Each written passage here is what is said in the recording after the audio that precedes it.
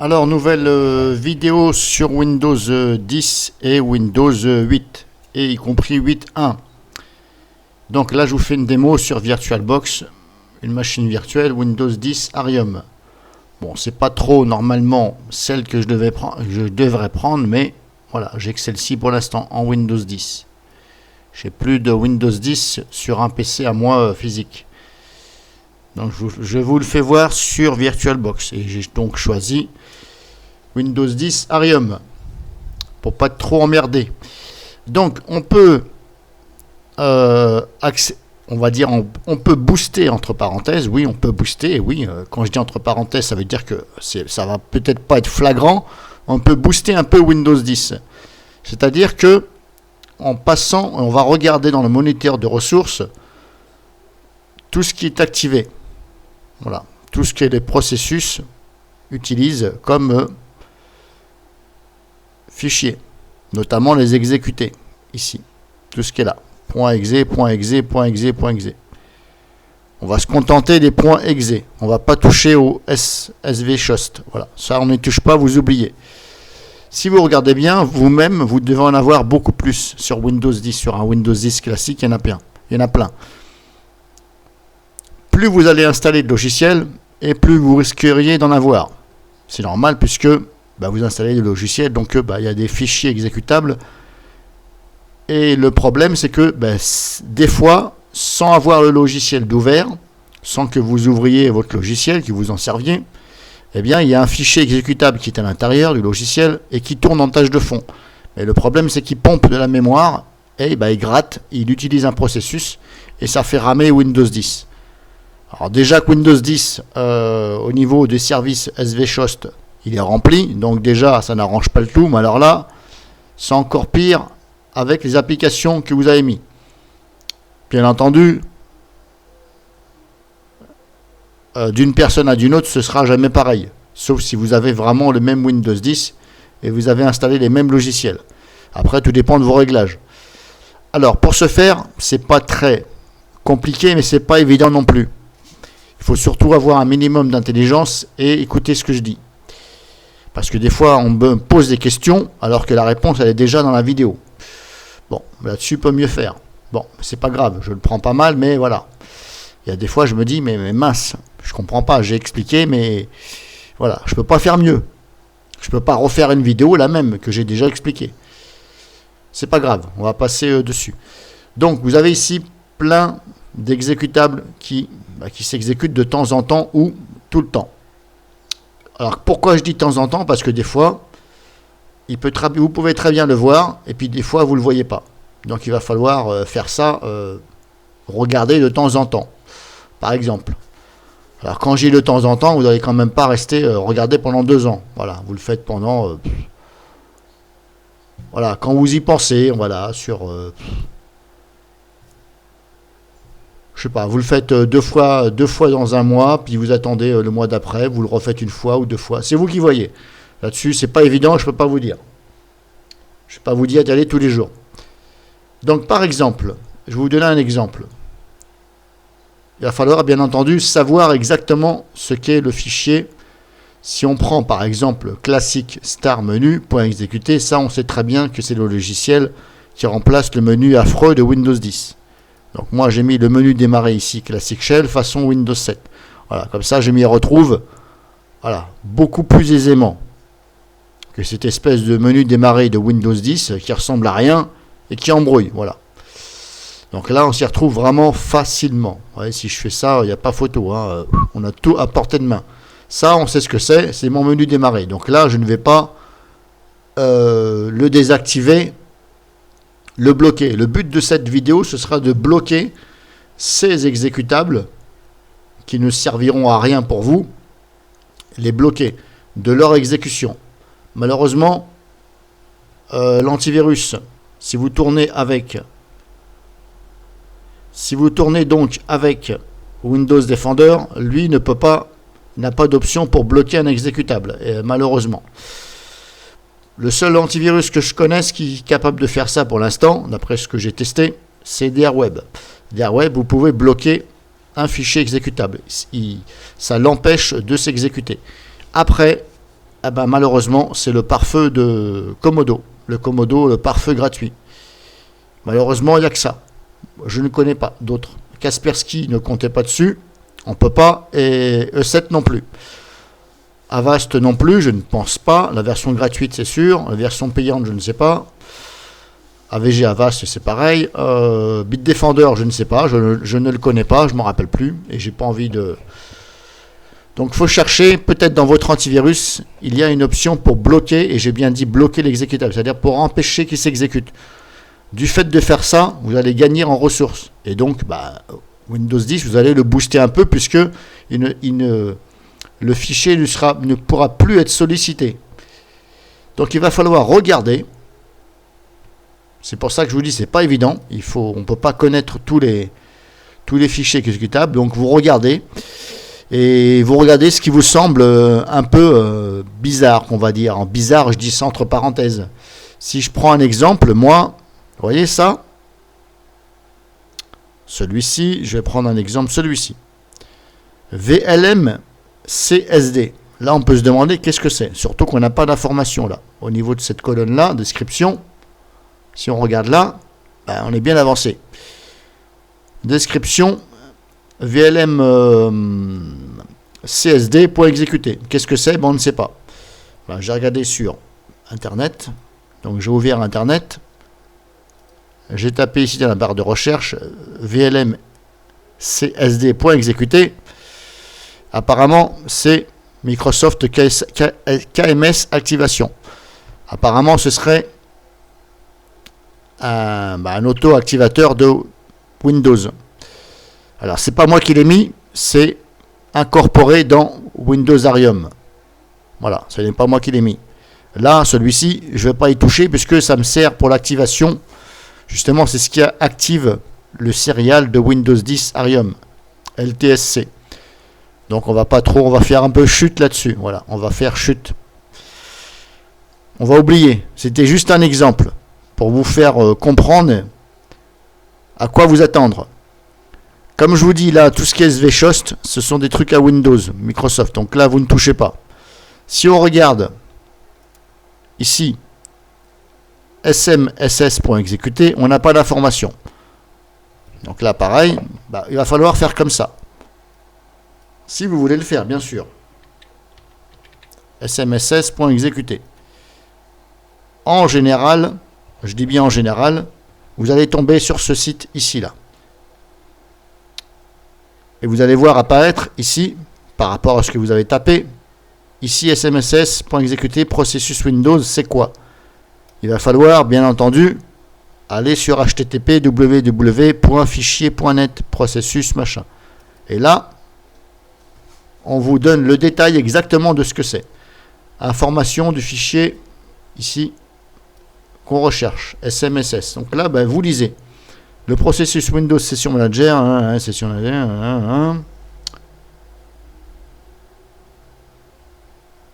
Alors, description. Le gestionnaire de session sous Windows System est responsable de toutes les activités associées avec le démarrage, le traitement, la fermeture des sessions utilisateurs. Ok, ça parle de session utilisateur. Donc là, on va oublier. Vous voyez ce que je veux dire? On ne va pas toucher à ça puisque ça pourrait causer des dommages. Donc, vous allez regarder. Moi, comme je vous dis, j'en ai pas beaucoup, mais vous, sur Windows 10, à mon avis, il y en a pas mal.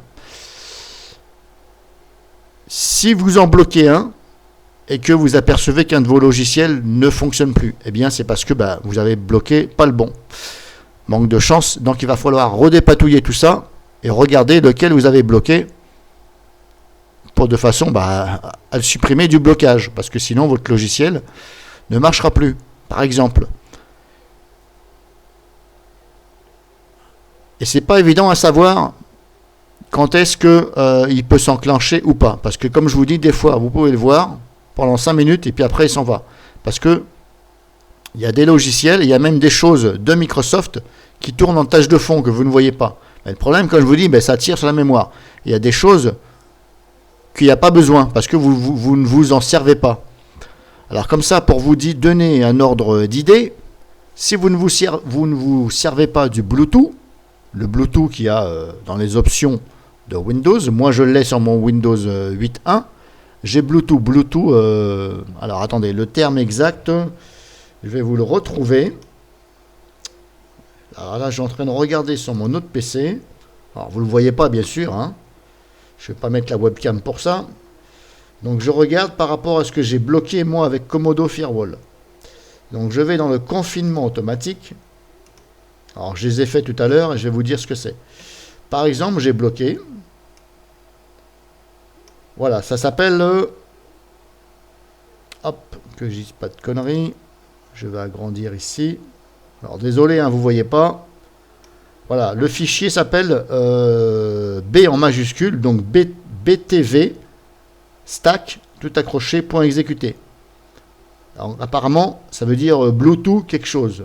Donc, mais comme je ne me sers pas du Bluetooth sur ce PC Windows 8.1, bah, j'ai vu que ce fameux fichier donc qui s'appelle BTV stack tout accroché point exécuté, je l'ai vu ici dans la liste. Et j'ai vu sur mon Windows 8.1 et je me suis dit, mais qu'est-ce que c'est que ça?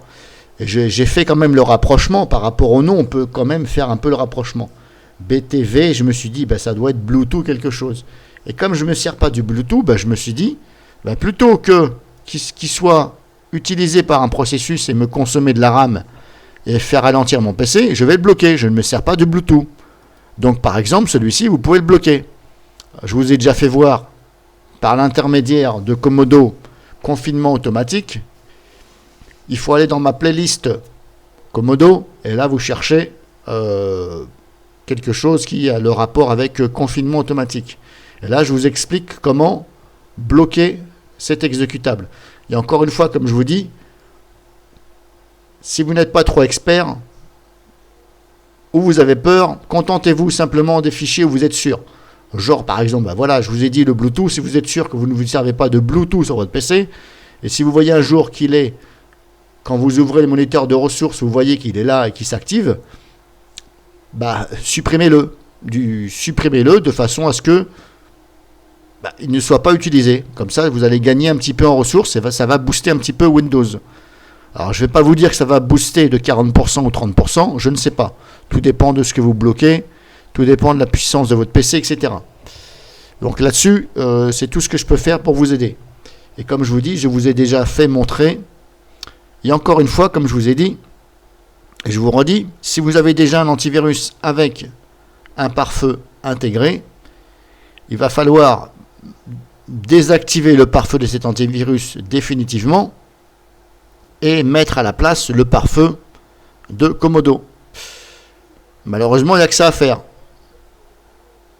À moins que votre antivirus, comme je vous dis, il est capable de bloquer un fichier exécutable, de l'empêcher qu'il s'exécute, ben là, vous n'en avez pas installé Comodo, vous allez le faire par l'intermédiaire de votre antivirus.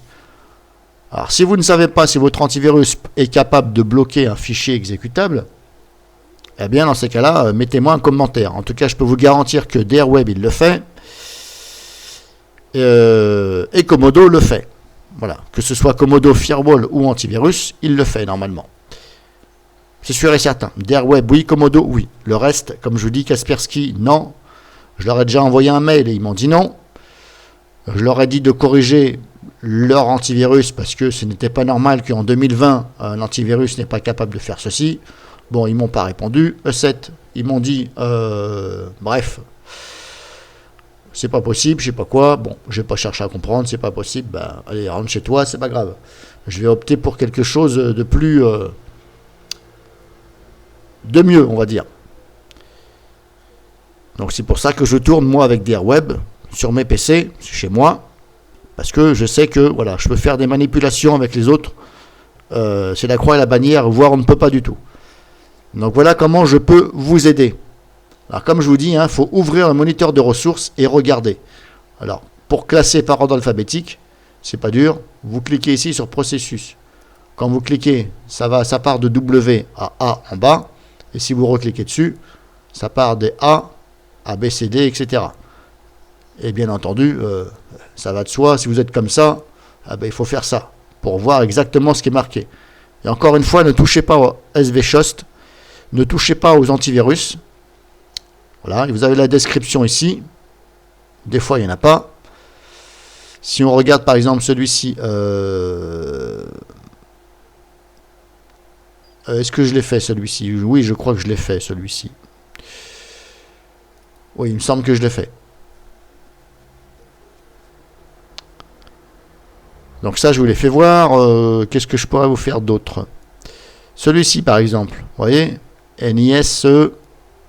Alors là, pour déchiffrer ce que ça veut dire, pas évident. NISSRV. NISSRV. Donc là, pareil. NISSRV.